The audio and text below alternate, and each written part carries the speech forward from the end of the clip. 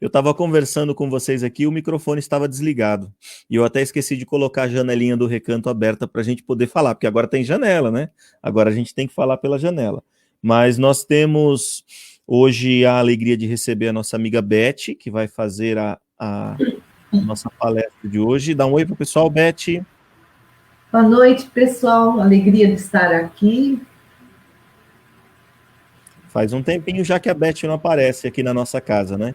Na nossa casa na internet, é claro.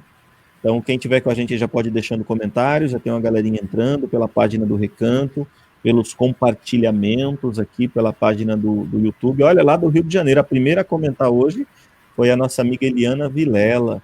Eliana Vilela tem aparecido pouco, né, Eliana? Mas eu sei por quê, que você também trabalha aí na sua casa no Rio de Janeiro, né? Estuda, tem muito a fazer, mas é isso aí. Hoje até a Duda apareceu. Faz tempo que a Maria de Jesus da Silva não aparece para prestigiar aqui as lives do Recanto. Tava ficando triste, já achando que o pessoal do Recanto não queria mais vir. Mas, Beth, conta pra gente, você vai falar do que hoje, Beth, antes da gente fazer a prece de abertura? Alegria e maturidade como terapia. Então, a semana toda o Fredson trabalhou o tema alegria e hoje a gente vai dar uma continuidade. Sugestão dele e eu adorei. É isso aí. Na verdade, foi trabalhar o tema alegria, autoestima, né? Até teve um aspecto que não foi tratado, e eu vou buscar tratar dele de repente na terça-feira, né? Porque segunda-feira vocês vão ter aqui na nossa página o compartilhamento do encerramento da nossa jornada espírita pela valorização da vida, que é uma realização da USE, de São Bernardo e do Movimento Espírita de Diadema. Então a gente vai ter a última palestra, que é a palestra de encerramento, a live de encerramento. Disseram que vai vir um palestrante de fora aí, de outro país, né, acho que é da Bahia, se eu não me engano. O nome dele é Fredson, vai falar sobre prevenção do suicídio. Mas é uma palestra pela USE, pelo MED, e que vai passar aqui na página do Recanto também. Mas na terça-feira a gente faz, porque foi assim, para a gente começar a falar de alegria, qual que foi a ideia? A Denise Shine, que está acompanhando as lives do Recanto, ela que sugeriu, a gente estava conversando pelo Messenger, ela sugeriu que a gente falasse sobre alegria, sobre autoastral, sobre o bem viver, isso como uma ferramenta de harmonia, de equilíbrio e de saúde, né, de fortalecimento do sistema imunológico, que hoje a Beth vai falar para vocês, mas ela mencionou também um outro aspecto e que eu displicentemente acabei deixando passar, então vai ficar para terça-feira. Então já fica marcado para terça-feira uma live com o Fred aqui, ou com a Beth, se ela quiser vir fazer, se ela tiver disponibilidade, para a gente conversar sobre um outro aspecto da alegria, que é o aspecto espiritual, não é?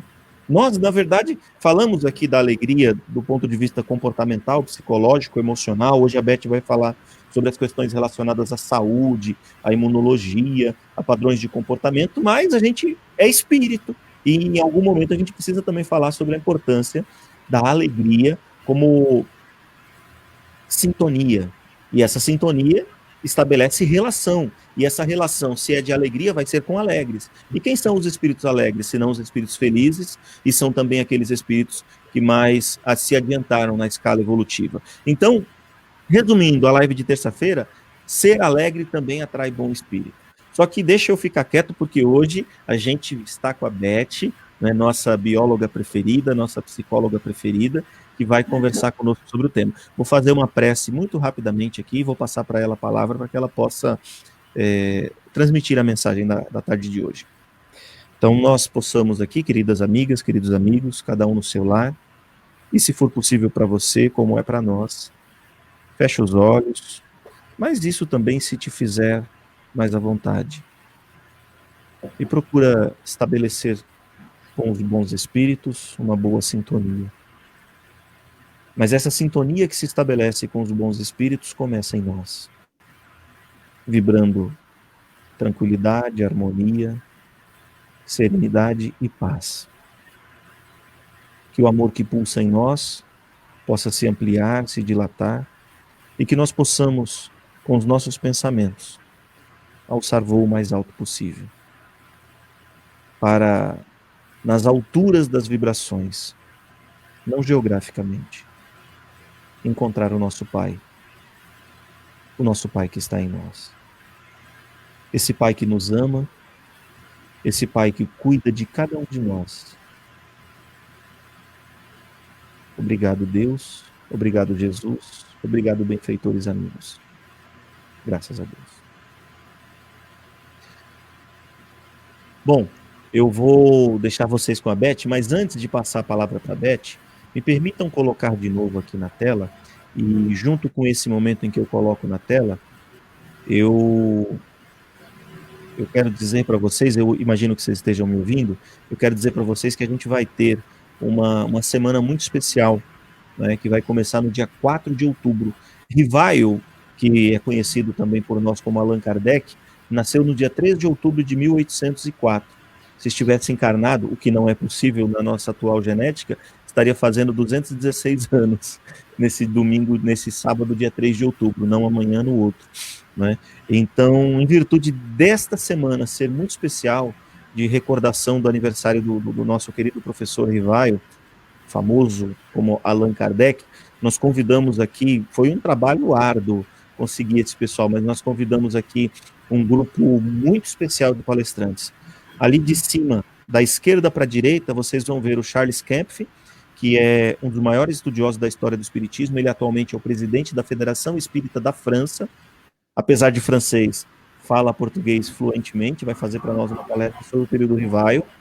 Mais à direita, Paulo Henrique Figueiredo, um dos maiores estudiosos também da história do espiritismo, conhece muito sobre a história de Allan Kardec, vai falar sobre as obras da codificação. O Genivaldo Forte, que vocês conhecem, vai conversar conosco sobre a mediunidade como uma ponte de luz para uma nova era.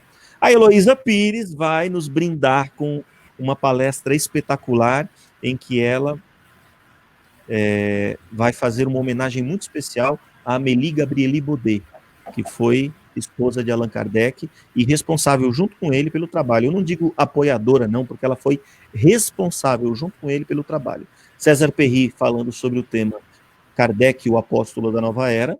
Marco Milani, grande pesquisador também. César Perry, vocês sabem, né? Já fez live aqui pra gente. É um amor de pessoa. Ele foi presidente da FEB, da Federação Espírita Brasileira, da USE, da União das Sociedades Espíritas do Estado de São Paulo, e vai falar sobre o apóstolo da nova era. Marco Milani vai falar sobre quais são os modelos de sociedade que Kardec concebeu para essa nova era. O doutor João Lourenço, psiquiatra, médico, excelente palestrante, já veio aqui também conversar conosco, vai falar sobre como vai ser o homem nessa nova era, do ponto de vista psiquiátrico, psicológico. E o Marcelo Show, um grande estudioso da mediunidade e um grande pesquisador espírita também, vai falar sobre o que é o espiritismo. Sob a ótica do livro, mas também sob a ótica de Kardec, porque Kardec imprime no livro o que é o espiritismo, a sua maneira de encarar a doutrina espírita. Ok, meninas e meninos, falando como diz o nosso amigo Manolo, e sem mais delongas, eu quero deixar vocês com a nossa amiga Beth. Bom trabalho, Beth, e eu estou à disposição. Obrigada.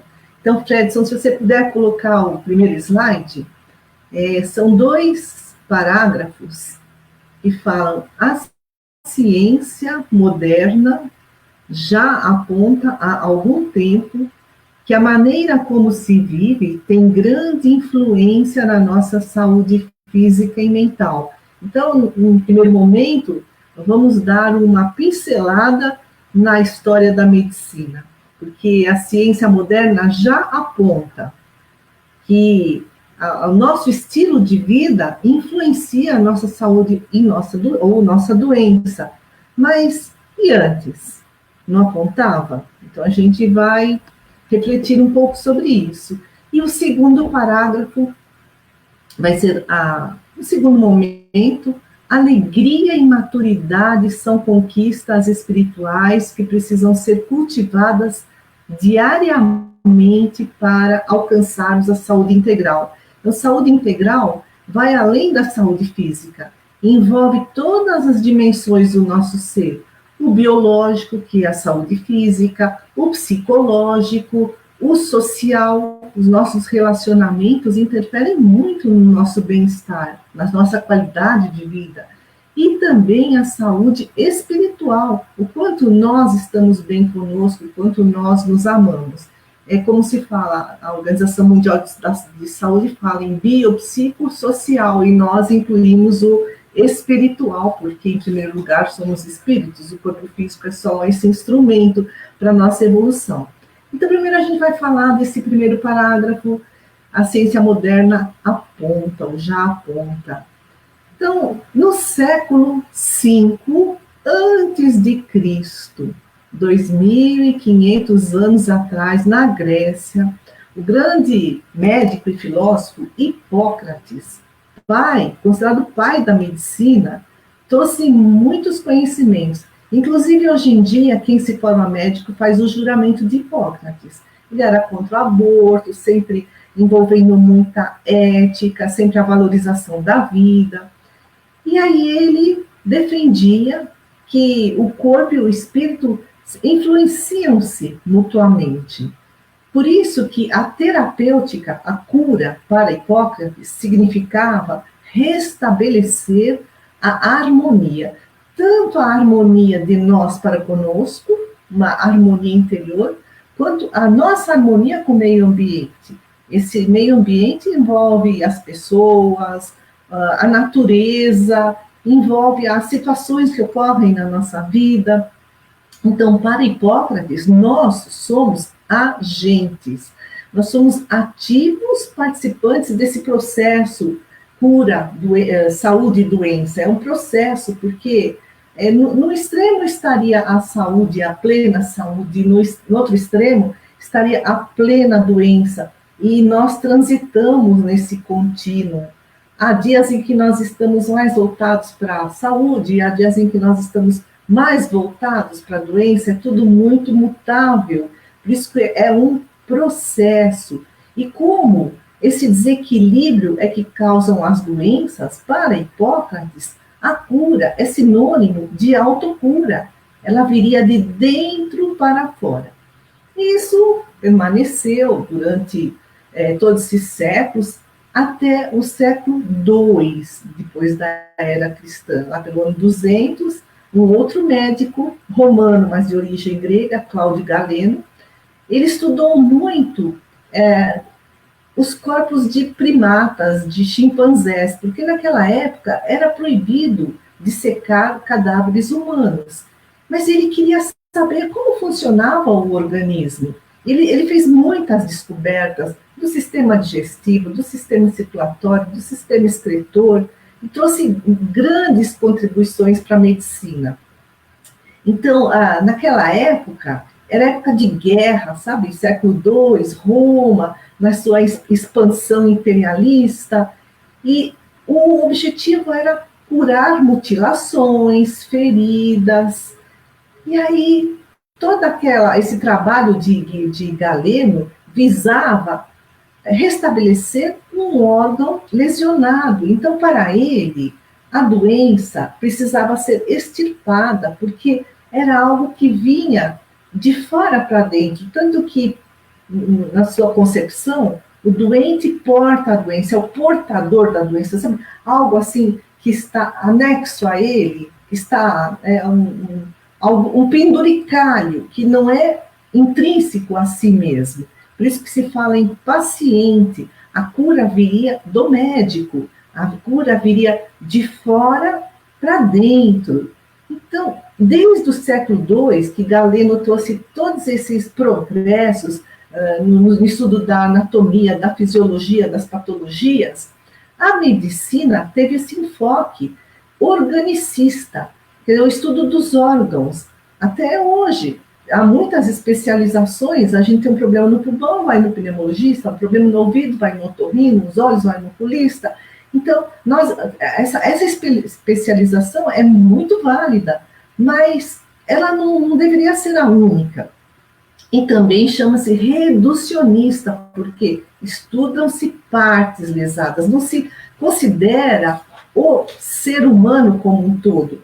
Inclusive, décadas atrás, os médicos diziam, sabe o paciente tuberculoso? Não falava, é o fulano de tal, né? Não, o que se visava era o órgão doente. Isso foi durante todos os séculos, até o século XIX, quando Louis Pasteur, que descobriu os micróbios, reforçou essa visão da medicina reducionista, só visa partes, organicista, foca os órgãos, porque ele dizia assim, tá vendo? os germes nos atacam. A doença vem de fora para dentro. Então, a cura significa o combater esses germes, que são exteriores a nós. Mas no mesmo século, no século XIX, havia um outro, o Claude Bernard foi um cientista francês, o Pasteur foi um cientista francês. E também na França, um químico francês, Claude Bernard, discordava de Pasteur. Ele dizia assim, não, sabe por que as pessoas adoecem? Porque o corpo ficou alterado. O corpo é um terreno, um ambiente propício ao desenvolvimento desses germes. E ficou esse embate durante o século XIX. Para Claude Bernard, a cura significava corrigir esses estados alterados do nosso ser por nós mesmos. Então, reequilibrar os sentimentos, buscar mudança na qualidade de vida, no comportamento, vem ao encontro do que Hipócrates dizia lá no século V a.C., que cura significa o restabelecimento da harmonia interior. Então, aquela tão famosa frase, não existem doenças, existem doentes, vem desse enfoque de Claude Bernard. Então, ficou, né, assim, e aí, o que causa a doença? É o germe ou é o terreno? Mas, no fim de sua vida, Louis Pasteur deu razão a Claude Bernard. Ele dizia, né, que é o terreno que atrai o ataque desses germes. Tanto que, às vezes, você está num ambiente com um monte de micróbios, vírus, alguns adoecem, alguns não. Alguns são assintomáticos, outros têm sintomas leves, outros até desencarnam. Por quê? Se o ambiente é o mesmo, se o vírus, os micróbios são os mesmos, o que muda? Muda o terreno, esse ambiente interno de cada um. Aí, no fim do século XIX, começo do século XX, Sigmund Freud, que é considerado o pai da psicanálise, foi um grande psiquiatra austríaco, ele estudou muito o psiquismo, ele deu muito enfoque ao psiquismo, estudou muito o inconsciente, porque ele tinha umas pacientes que eram histéricas. O que significa isso? Elas tinham sintomas físicos cujas causas não eram físicas. Então, paralisias de braços, surdez, cegueira, e eram traumas da infância, da juventude. Então, todos esses estudos de Freud reforçaram essa ideia de que não temos só o corpo físico, o psiquismo é muito importante na saúde ou na doença. E assim foi no século XX, foi surgindo a psicossomática, psico, vem de psique, mente, espírito, somática, corpo físico. Então, a psicossomática ensina que o psiquismo interfere no funcionamento do corpo físico. É aquela famosa frase, mente sã em corpo são. Essa frase não é atual, é do século II, olha só, e foi um poeta romano que escreveu, Juvenal. Isso é o lema da psicossomática, mente sã em corpo são.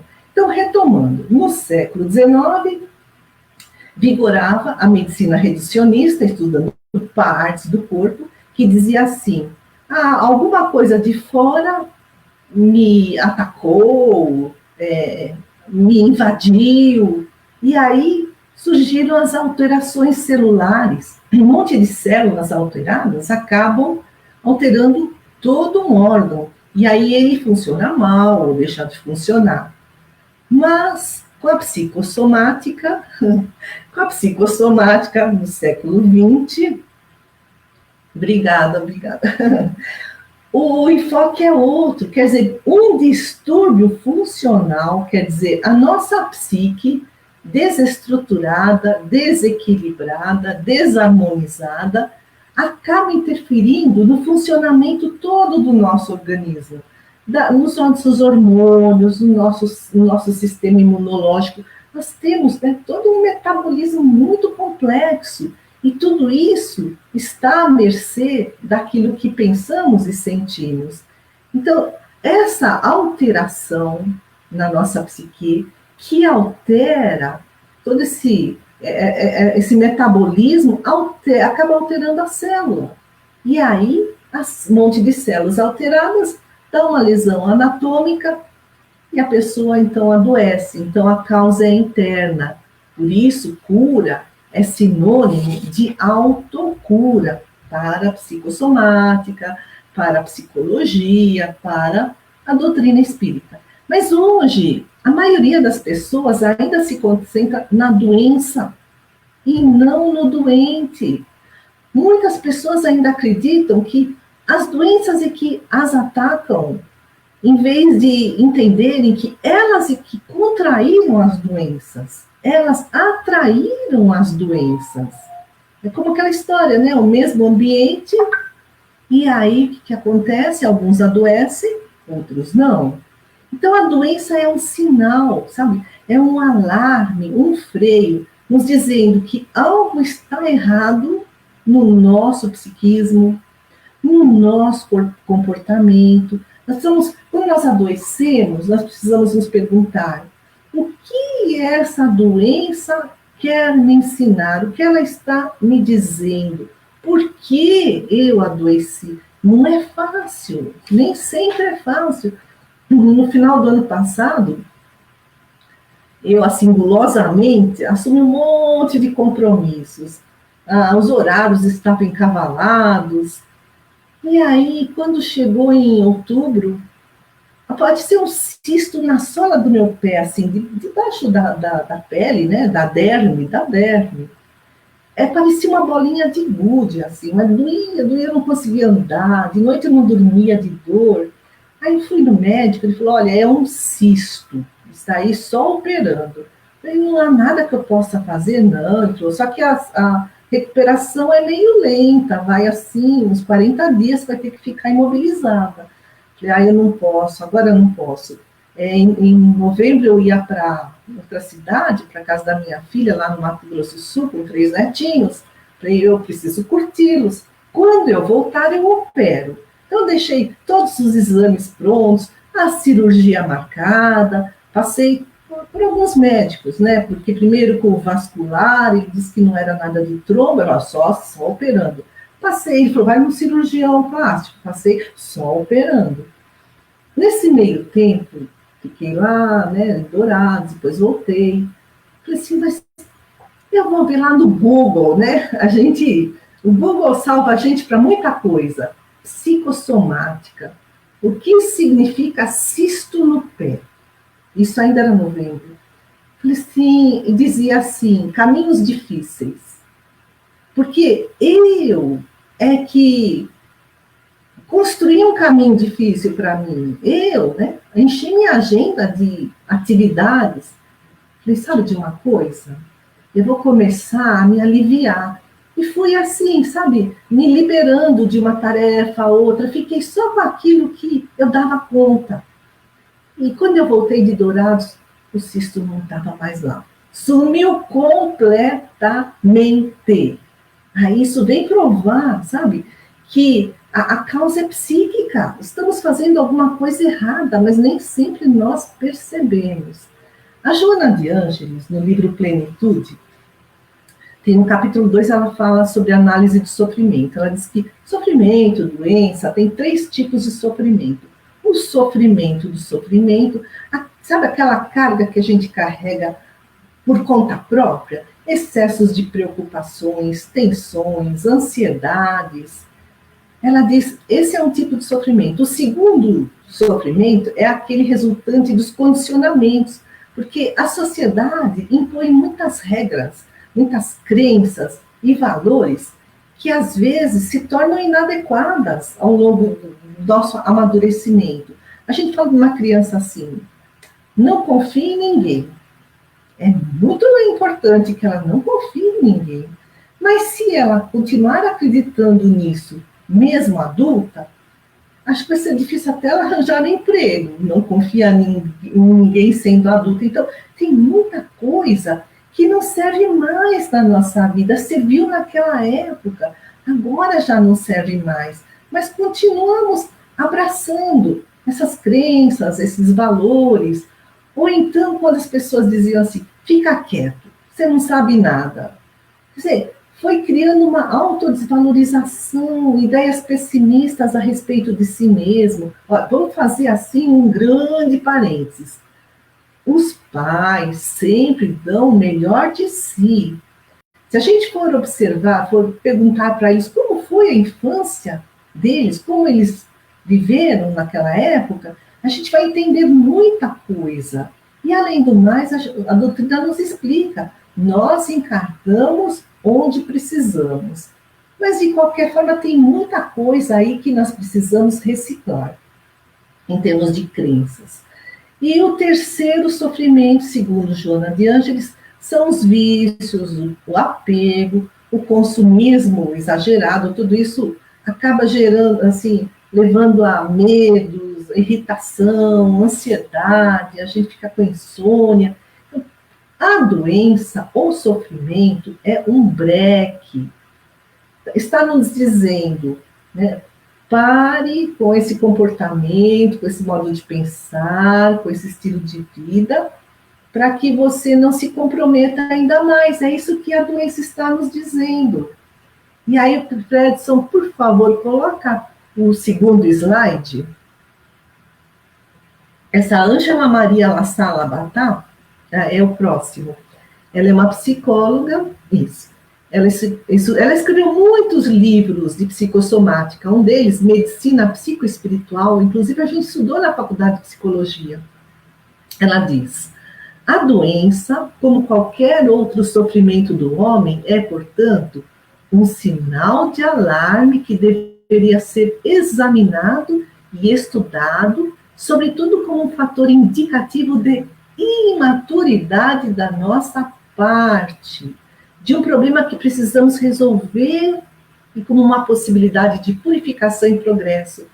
Olha ela dizendo, falando da imaturidade. Então, nossa tarefa é amadurecer, é evoluir, conquistar-se.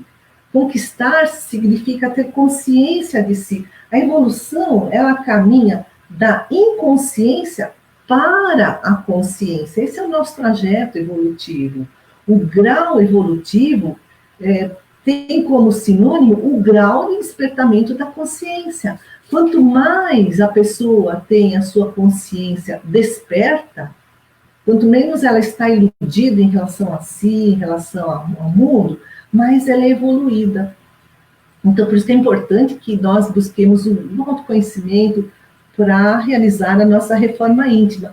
Mas aí, fazer a reforma íntima tem que partir do pressuposto de que temos inferioridades ainda e é preciso aceitar, vê-las, aceitar que as temos para poder transformá-las, porque muitas pessoas, eu não quero nem ver isso em mim, eu não tenho nada disso.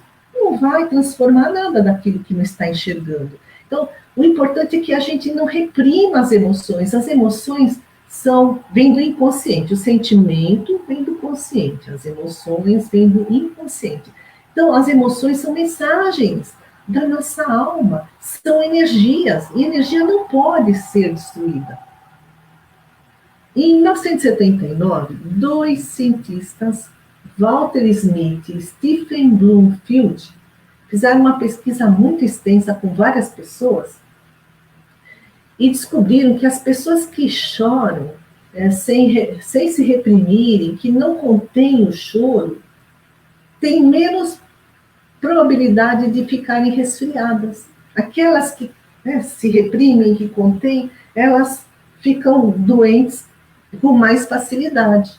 Então, é importante que nós olhemos para as nossas emoções. e que aprendamos a lidar com elas. Estou com raiva, é uma emoção primária, vem lá do inconsciente, estou com raiva. Mas o que eu vou fazer com essa raiva? Eu vou lá brigar com o outro? Vou engolir sapo? Não, eu vou transformar numa proatividade, numa coragem, num projeto, uma iniciativa. Então, e tudo isso nos leva a entender as nossas emoções e sentimentos, saber lidar com emoções e sentimentos, nos proporciona equilíbrio interior. O que é um equilíbrio interior? É um alinhamento entre sentir, pensar e agir. Se a pessoa fala assim, sabe, eu queria tanto ficar em casa, tem um happy hour lá, isso antes da pandemia, né? Não estou afim de ir, mas eu tenho que ir, sabe? Porque o que vão pensar de mim? Quer dizer, não está havendo um alinhamento entre o que ela está sentindo, o que ela está pensando e o que ela vai fazer. Mas se a gente busca esse alinhamento, que também não é assim fácil, né? Eu falo e pronto, amanhã já estou alinhada. É um trabalho interior de muito autoconhecimento. Então, se nós buscamos esse alinhamento em pensar, sentir e agir, nós conquistamos essa tão sonhada tranquilidade emocional. A tranquilidade emocional, estar em paz consigo mesmo, gostar-se, nos traz lucidez. E essa lucidez nos faz enxergar melhor quem nós somos. Então, nós acabamos nos desiludindo. Desiludir é muito bom. Ou seja, eu estava iludida com alguma coisa a respeito de mim, então eu achava que eu era mais do que era e vejo que não sou, ou eu achava que eu não era menos do que realmente posso e eu não fazia nada, estava estagnada. Desiludir-se é muito bom. Ou então eu estou iludida com aquela pessoa, eu estou esperando muito dela, meu nível de expectativa é muito grande, ela não tem tudo aquilo para dar e eu fico frustrada. Então, desiludir-se é colocar os pés no chão, é trabalhar a ilusão. Quando a gente consegue essa lucidez, essa desilusão, nós conseguimos usar as nossas faculdades reais com mais plenitude. Não aquilo que eu acho que sou capaz, ou que eu acho que eu não sou capaz, mas sou. Não. A gente consegue usar nossos talentos, nossos dons, habilidades, capacidades de uma forma mais realista. E aí, eu vou pedir para o Fredson colocar o terceiro slide também, é da Ângela Maria La Sala Batá, do mesmo livro, Medicina Psicoespiritual. Então, ela faz um resumo de tudo que a gente falou até aqui. O mal consiste na utilização incorreta e egoísta e exclusivista que fazemos das nossas funções, faculdades e energias em razão de nosso estado de inconsciência e de identificação com a forma ilusória. Portanto, o remédio não está em sufocar, em inibir, mas em tomar corajosamente consciência de todos os nossos aspectos. Aí a Denise Chain está dizendo, eu sou chorona, Beth. Eu sempre chorando, mais saudável. É isso aí, se a gente engole sapo, se a gente reprime o choro, dá até, sabe, vira uma pedra. Quando minha mãe morreu, eu não queria chorar perto dos meus filhos, passou um mês, eu não conseguia nem respirar, tinha uma pedra assim, sabe, parece que uma camisa de força. A gente tem que chorar, é um extravasamento das nossas emoções, senão aquilo acaba nos sufocando. Então, o caminho é esse, sair dos condicionamentos, dos automatismos, porque as pessoas falam assim, mas por que você faz assim? Não sei, me ensinaram, sempre fiz assim. Esse é um tipo de sofrimento, que leva ao sofrimento, conforme diz Joana de Ângeles, decorrente dos condicionamentos. Por isso que nós precisamos sempre nos questionar. O que pensamos de nós? O que queremos para nós? O que queremos fazer da nossa vida? Buscar sermos autênticos. deixar de representar. Tinha um escritor, um modelo profissional lá na Inglaterra, o Quentin Crisp, e ele tinha tendências efeminadas, mas ele ficava pensando, né, o que vão pensar de mim? Então ele se reprimia, ele preferia parecer em vez de ser, e ele vivia doente. Ele ficou anos e anos assim, cronicamente doente. Aí um dia ele falou, sabe de uma coisa? Eu vou assumir a mim mesmo, eu vou ser honesto comigo mesmo, eu vou deixar de representar, eu vou deixar de querer agradar todo mundo. E aí ele foi desenvolvendo o amor próprio. E ele sarou, ele se transformou numa pessoa muito sadia, muito robusta. E aí é buscar o amor próprio. Amor próprio é muito diferente de vaidade. Vaidade, né, narcisismo, tudo para mim, eu sou melhor.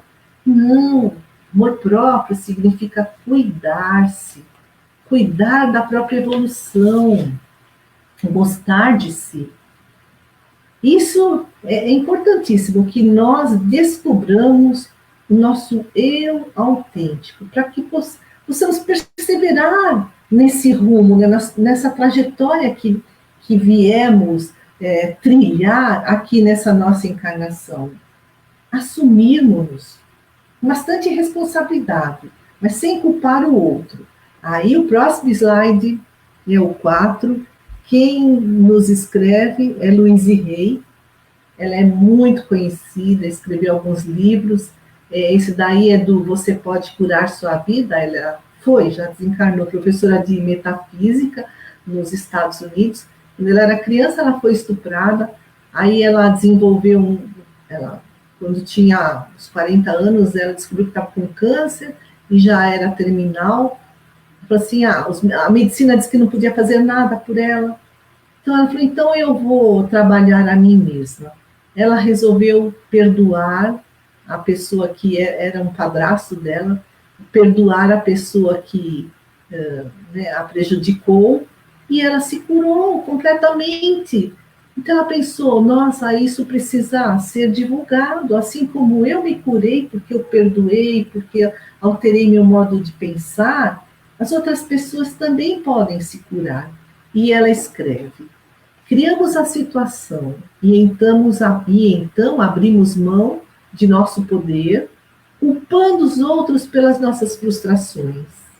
A culpa é um dos modos mais garantidos de se perseverar dentro de um problema.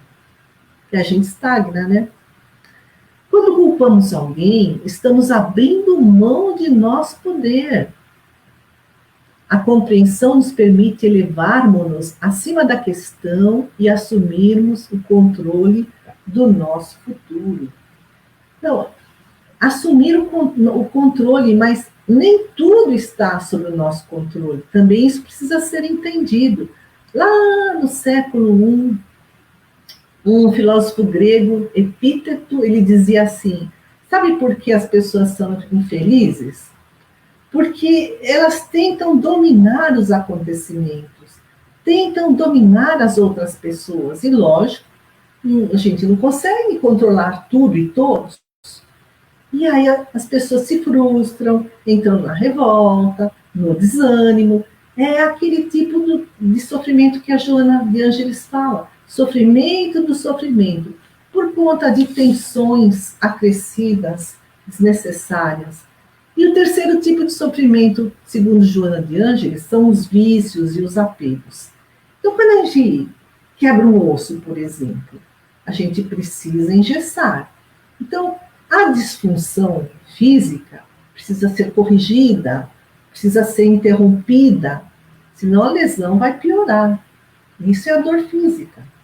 A dor moral também é uma disfunção da nossa alma, que também precisa ser corrigida. Como é que a gente corrige uma disfunção moral? Educando os nossos pensamentos, disciplinando os nossos hábitos, e aí a gente consegue uma vida plena, saudável, mas não é fácil, não é fácil. Isso exige um esforço muito grande. Mudar é difícil. Tem um livro chamado Amor, Medicina e Milagres, escrito por um cirurgião, Bernie Siegel. Ele diz no livro que ele pergunta para as pessoas: você quer operar ou mudar de vida? E ele diz que a grande maioria responde: quero operar, porque é mais fácil. Mas vale a pena o esforço da mudança interior, vale a pena, porque é uma conquista permanente. Tem um escritor espírita, Ney Prieto Pérez, ele escreveu o livro Manual Prático do Espírita. Ele fala assim: quando a gente faz a nossa reforma íntima, a gente muda os pensamentos, os hábitos, as crenças, os valores que já, nos prejudicam. A gente transforma as energias sutis do nosso perispírito. E com isso, desenvolvemos com mais facilidade as potencialidades da nossa alma. Ele fala assim que a libertação dos vícios é a mesma coisa que uma higienização das estruturas magnéticas do perispírito. Essa higienização, ela promove uma remoção de bloqueios energéticos. Quando existem bloqueios energéticos no nosso perispírito, as energias vitais, elas não fluem com tanta facilidade, os fluidos vitais, eles se extravasam. Então, sem bloqueios, não, essas energias vitais vibram com mais intensidade, abastecem o metabolismo do nosso organismo de uma forma mais eficiente, e aí a gente restaura a saúde, a gente reequilibra o nosso emocional, a gente se liberta, né, de irmãozinhos que estão aí querendo nos perturbar, simbioses, vampirizações, quer dizer, porque os laços fluídicos se rompem. Tudo isso leva à saúde física, emocional, leva a muito bem-estar. Quando a gente tem saúde física, tem bem-estar, surge a alegria, não é verdade? A medicina já constatou que a depressão enfraquece o sistema imunológico. A alegria fortalece o sistema imunológico. Olha só, quando a gente passa por uma situação de medo, de estresse, de insegurança, nosso organismo libera uma série de hormônios, cortisol, que trazem adrenalina, aceleram o nosso organismo para a luta ou para a fuga. Mas isso causa muitos problemas se for de forma prolongada. Mas, de qualquer forma, é um mal-estar momentâneo naquela situação. Basta recordar da situação difícil que passamos, do susto, do assalto, do carro que batemos, basta recordar. E o nosso organismo libera os mesmos hormônios daquela vez, do que daquela situação. Então, passar por uma situação real, ou lembrar dessa situação, é semelhante. Nosso organismo responde da mesma forma, com as mesmas liberações de hormônios do estresse. Porque é vigiar o pensamento. Eu estou pensando o quê? Estou recordando coisas ruins? Ou eu olho para o passado e lembro das coisas boas que aconteceram, agradeço a Deus, aos amigos, aos familiares. E mais, olha, quando eles pegaram a lágrima, os estudiosos perceberam que a química da lágrima é diferente. A lágrima da tristeza tem uma química, a lágrima da alegria tem outra química. Quer dizer, a tristeza ou a alegria produzem diferentes substâncias no nosso organismo, não só na lágrima, no organismo todo. Aí as pessoas podem dizer assim: tá bom, sabe? Como é que eu vou ser alegre num momento desse, né? Tá bem, estou isolada, estou sem emprego, tenho medo de ficar doente. A situação não está fácil. Aí a gente, como ser alegre, né? Diante de tantos problemas. tem uma frase que explica tudo. Espalhe o bem, que a alegria vem. Foi o tema da palestra do Fredson ontem, a alegria de servir. A situação está difícil, a alegria não está lá, né, nas alturas. Espalhe o bem, que a alegria vem. É bonito isso, né? Essa frase é fantástica. E aí nós vamos para o 5º slide, é daquele médico indiano que mora nos Estados Unidos, que está sempre fazendo apresentações na televisão, no YouTube, é o Deepak Chopra. Ele é neurocientista, né? Essa frase dele, essa frase está no site médico neurocientista. Essa frase é fantástica. Somos os únicos a mudar nossa biologia pelo que pensamos e sentimos. Nossa biologia, nosso corpo físico. Nossas células estão constantemente bisbilhotando nossos pensamentos e sendo modificadas por eles. Estão sempre ali, né, de antenadas. O que ela está pensando? O que ela está sentindo? E vou agir conforme ela pensa, conforme ela sente. É assim que as nossas células funcionam. E aí, o último slide vai ser uma reflexão para todos nós, da Louise Hay, né, no livro Você Pode Curar Sua Vida. Você quer saber como está o seu corpo hoje? Lembre-se do que pensou ontem. Quer saber como estará seu corpo amanhã? Olhe os seus pensamentos hoje. Então, eu fico aqui, se tiver alguma pergunta, algum comentário, fico à disposição. Obrigada pela atenção.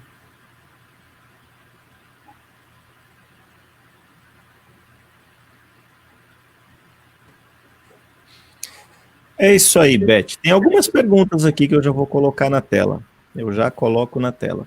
Eu até me furtei, comentava com a Beth hoje, né, esse livro que ela mencionou do Bernie Siegel, Amor, Medicina e Milagre. Não sei se ela mencionou o nome do livro, né? Acho que sim. Amor, Medicina e Milagre. Sim, falou. Eu falei. Falou também.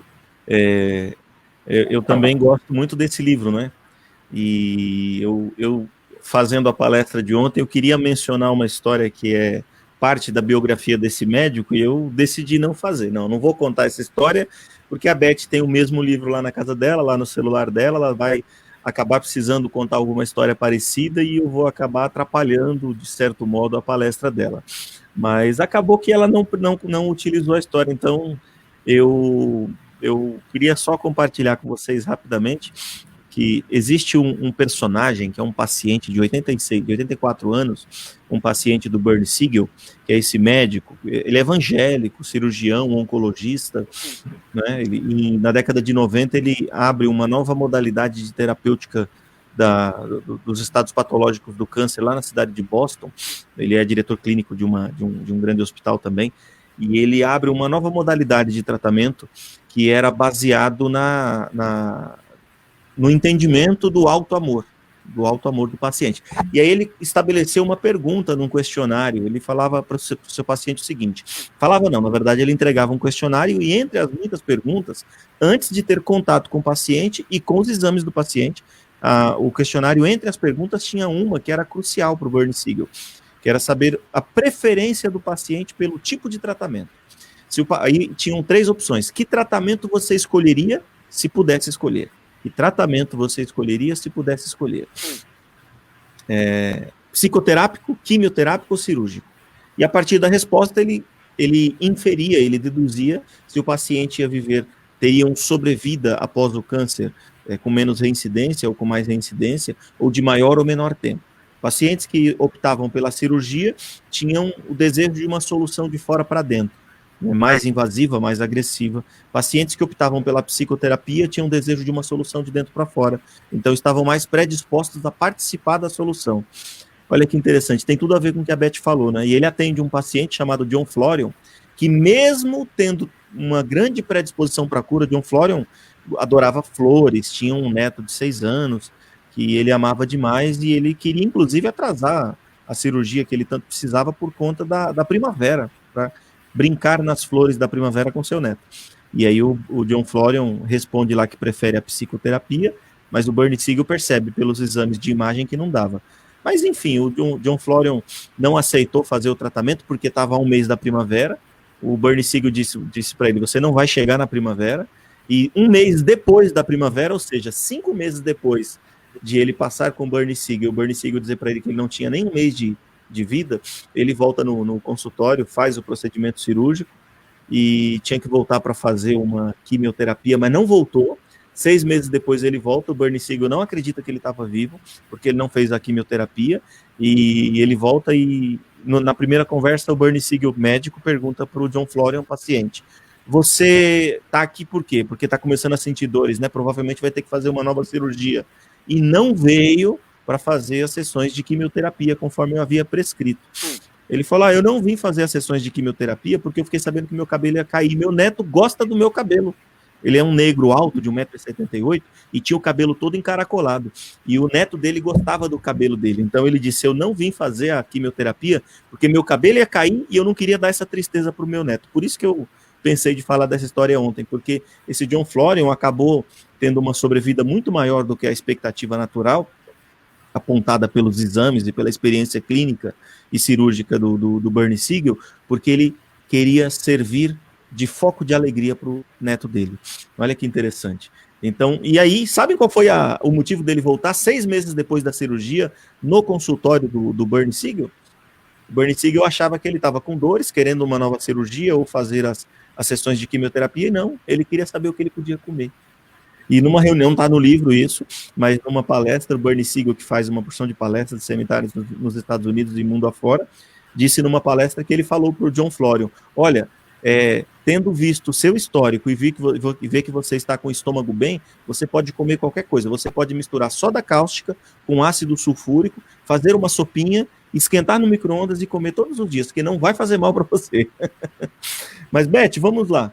Era essa a história que eu queria ter contado ontem e não contei. A Beth pediu para eu contar ela hoje, tá, gente? Por isso que eu estou contando. No começo, antes de entrar ao vivo na live, ela falou, conta a história, é legal e tal. Então, deixa eu trazer para você aqui algumas perguntas. E elas são, a maioria delas aqui, do Emmanuel. Logo quando você falava de ansiedade. As crises de ansiedade podem ser consequências dos hábitos da pessoa? É a pergunta fatal, né, Beth? É causa ou consequência, né? Não, com certeza, porque a ansiedade, quando a pessoa tem um número saudável de fatores estressantes, com os quais ela consegue lidar, e ela sabe, olha, eu tenho esses problemas, mas eu vou resolver, em poucos dias está tudo certo. A ansiedade é boa, é saudável, porque, olha, eu vou conseguir, então ela administra a sua ansiedade. Mas quando os fatores estressantes extrapolam a capacidade de resolução da pessoa, a ansiedade vai aumentando. E o que acontece? Muitas vezes, esses fatores estressantes, nós os procuramos. Eu, no meu caso lá, do pé lá, nossa, era assim, chegava em casa e já tinha que sair de novo e não tinha conseguido preparar tudo o que precisava, fazia tudo meia boca, mas eu procurei isso, eu estava numa ansiedade.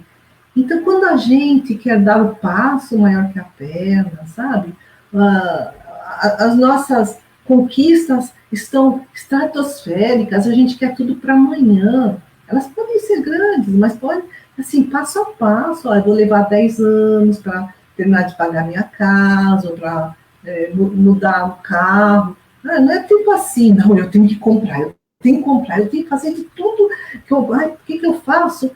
Sabe?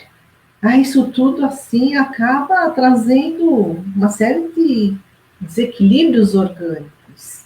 A pessoa não dorme, a pessoa tem úlcera. A úlcera é decorrente de excesso de produção de ácido gástrico, por conta de ansiedade, esofagite, tanta coisa que acontece. É como a Joana de Ângeles fala, é o sofrimento do sofrimento, porque nós fazemos as nossas escolhas, nós traçamos os nossos caminhos, os nossos projetos, Tem aqueles que abraçam muita coisa. Eu era assim, acho que ainda sou gulosa, sabe? Tem aqueles que não acreditam. Você está falando de mim aí, por quê, Beth? Você é ansioso, Fredson? Ansioso? Eu abraço muitas coisas, mas pode continuar, perdão.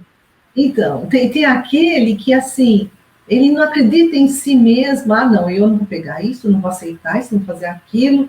E também não cresce, não sai da zona de conforto. É difícil, né, achar, assim, esse ponto de equilíbrio. O que eu posso fazer? Até onde eu dou conta para que a minha ansiedade seja saudável? Para que essa ansiedade me leve para frente, não tire o meu sono, não me adoeça. É difícil, é um grande aprendizado. E o nosso dia muda. Um dia e outro não é sempre a mesma coisa. Às vezes no mesmo dia, parece São Bernardo, né? Começa frio, vai para nublado, vem um sol de rachar, chove à noite. Parece a Londres de São Bernardo. São Berlondres, como dizem alguns. O próprio Vitor, ele reformula a pergunta dizendo o seguinte: ansiedade é algo comum a todos? Acho que você já meio que respondeu, mas de repente, se quiser fazer mais algum comentário. A ansiedade tem alguma maneira de acabar com ela, digamos assim? Ou não, realmente... Emanuel, não podemos acabar com a nossa ansiedade, Emanuel, de jeito nenhum. Digamos que nem para fazer essa palestra, né? Aí eu fiquei ansiosa, eu falei assim, nossa, eu tenho que levar alguma coisa que sirva para as pessoas, que algumas pessoas, sabe, que seja útil, eu não posso chover no molhado. A gente fica ansiosa. Então, eu me esforcei, assim, eu pesquisei alguma coisa. A gente vai para uma prova, né? Eu estou vendo pela foto, você é jovenzinho. Você vai fazer uma prova, você não está ansioso? Ah, não, tiro de letra, não vou nem estudar, ansiedade zero. Ah, não vai tirar uma boa nota. Mas se a gente é ansioso na medida certa, a gente se prepara. A ansiedade nos ajuda a nos preparar para uma entrevista de emprego, uma apresentação no teatro, uma apresentação musical. Todos os expositores falam, todo mundo fala palestra, faz palestra, fala, sabe? Antes de começar a palestra, dá assim, um frio na barriga, é ansiedade, mas isso é bom, significa que a gente se importa com essa tarefa. Ansiedade não tem como eliminar, se a pessoa não tem ansiedade, já morreu. Tem que ser ansioso, mas também pode ser exageradamente ansioso a ponto de prejudicar o nosso sono, né, a nossa saúde física, o nosso humor, os nossos relacionamentos, que às vezes a gente é tão ansioso que a gente acaba jogando tudo para o outro. Ah, né, faz para mim, eu não consegui. É isso aí. Na mesma linha, vem a nossa amiga lá do Rio de Janeiro mesmo, a capital do Rio de Janeiro, Eliana Vilela. Beth, isso tudo que você está falando é para mim. Eu luto bastante contra a ansiedade e uma agonia intensa. Procuro administrar tudo isso dentro de mim, mas sinto dificuldade. Bem-vindo ao clube. Pois é, e da nossa sociedade, que é tão competitiva, né, tão consumista, a nossa geração atual é muito mais ansiosa do que a geração dos nossos avós. Eles tinham aquele emprego que era vitalício, sabe? Naquela época, você entrava numa firma e se aposentava nela, garantidamente. Quando eu era jovem, eu procurava emprego, eu tinha 17 anos, eu pegava o jornal, assim, né? O Estadão, Folha de São Paulo. Não fala isso, Beth, vai acusar a idade. Não, é verdade. Eram páginas em páginas em páginas de oferta de emprego, à vontade. Hoje em dia não é mais assim. As pessoas se formam. Ah, você tem só graduação. Aquele tem pós-graduação, ele tem inglês e espanhol, ele tem informática avançada, então a vaga é dele. A pessoa precisa estar sempre se formando, precisa estar sempre se atualizando, porque senão os outros passam a perna. É esse mundo nos traz toda essa ansiedade. Mas o que a gente pode fazer? A gente tem que, assim, buscar o nosso lado espiritual. Ah, tudo bem, né? Eu estou nessa onda desse planeta, como Jesus disse, viver no mundo, mas não ser do mundo, né? Então, na medida do possível, cuidar da nossa paz interior, da nossa família, dos bons relacionamentos, do lazer, de exercícios físicos, boa leitura. Isso aí. Ó, tem alguns comentários aqui no meio e tal, aí tem um pedido. Essa mocinha aqui que é a responsável por esse ciclo de palestras sobre alegria. Foi ela que me falou, me sugeriu esse tema. Eu tava... sugere o tema, né? Ô, Denise, tá em cima, ó, aqui, ó. Na verdade, tá lá na direção da Beth, lá em cima, no lugar da logo do Recanto, eu coloquei o livro, a capa do livro, tá? Amor, Medicina e Milagre, que você está pedindo aí, Amor, Medicina e Milagre. É do autor Burt Siegel, né? Gente boa. Então, se você quiser, você encontra ele na internet para baixar em PDF, na versão free, mas também dá para comprar a versão impressa, sentir o cheirinho do livro, também adoro. Então, estamos aí. E para finalizar esse bate-papo sobre alegria, eu acho que a gente vai finalizar, mas às vezes a gente pensa uma coisa e acontece outra. Na terça-feira a gente volta, né, para falar um pouco sobre a consequência de uma vida alegre, de uma vida de alto astral, no que diz respeito às nossas relações espirituais. Então a gente vai falar um pouquinho, vamos falar um pouquinho sobre obsessão, um pouquinho sobre influenciação espiritual também, mas vamos dar sequência nessa história de compreender o valor positivo do alto astral, do equilíbrio. O Emanuel Vitor mandou mais uma pergunta. Pergunta não. É verdade, Beth. Achar a linha de equilíbrio é um grande desafio. A mudança interior é um quebra-cabeça. Preciso de atenção todos os instantes. É isso aí. Graças a Deus nós temos a eternidade, Manuel Vitor, a eternidade, né? Não temos prazo, né? Acabou, sua chance acabou. Isso nos dá, assim, quebra um pouco a nossa ansiedade, fala a verdade. Isso aí. O pessoal está gostando, né? O Júnior está rindo aqui que eu coloquei a versão free, não é download pirata, tá bom, querido? É versão free mesmo. O homem não precisa, aquele médico não está tão precisando de dinheiro assim como a gente, então ele colocou a versão free. Ele vende o livro, é claro, para quem quiser ter o livro, mas tem lá a versão free, viu? Não é pirata. A Eliana está dizendo, né, obrigada, Beth, pelo atendimento fraterno. Olha, foi um atendimento fraterno. Gratidão, né? Excelente palestra e ótimos ensinamentos. Vamos lá. Vamos ver só o último comentário aqui antes de a gente encerrar.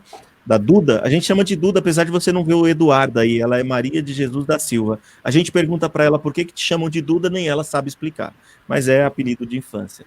Beth, foi muito bom sua palestra, sua voz doce, encheu nossos corações de alegria, muito bom te ver. E quem sabe em breve, né, assim que tiver vacina, porque Casa Espírita que se preze, que se cuida, segue lá as orientações de Kardec, e Kardec fala sobre pandemias, né? Pensa que não, mas ele enfrenta lá uma crise de malária e manda todo mundo se afastar uns dos outros, se prevenir e tal. Então, Casa Espírita que se preze vai esperar a vacina ou um clima muito mais seguro para reabrir. Mas quando reabrir, podem ter certeza, a Beth vai estar de volta lá na nossa tribuna, falando conosco sobre esses temas que ela aborda tão bem. Beth, posso te pedir para fazer a prece de encerramento? Claro.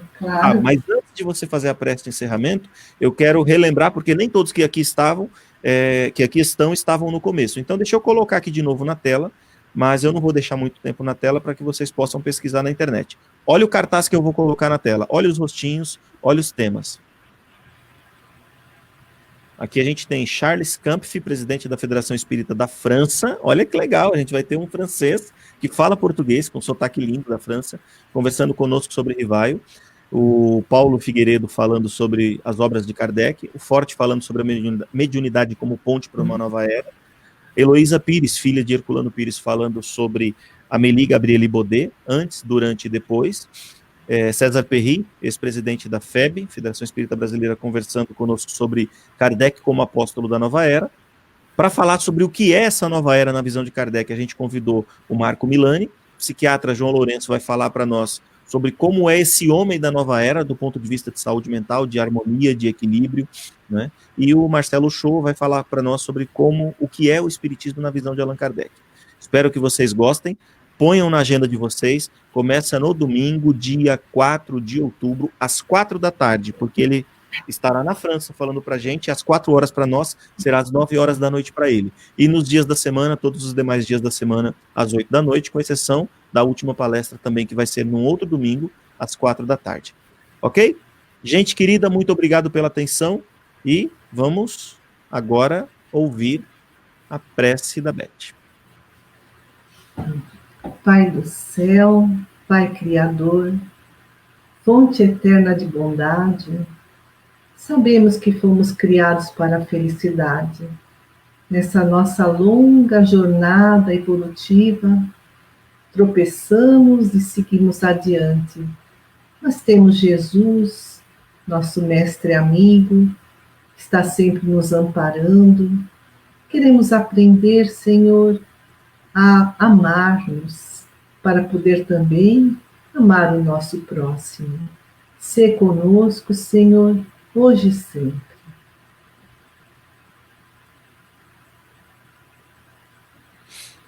É isso aí, gente. Até amanhã, às 19 horas, às 7 horas, com o nosso querido Sérgio Piccolo, que vai conversar conosco sobre o tema vidência. Você anda vendo coisa? Você anda ouvindo vozes? Ouvindo não, mas sobre vidência, ele vai falar amanhã. Um beijo no coração de todas e de todos. Até amanhã. E fiquem com Deus e com um cartazinho para vocês não esquecerem. Coloquem na agenda.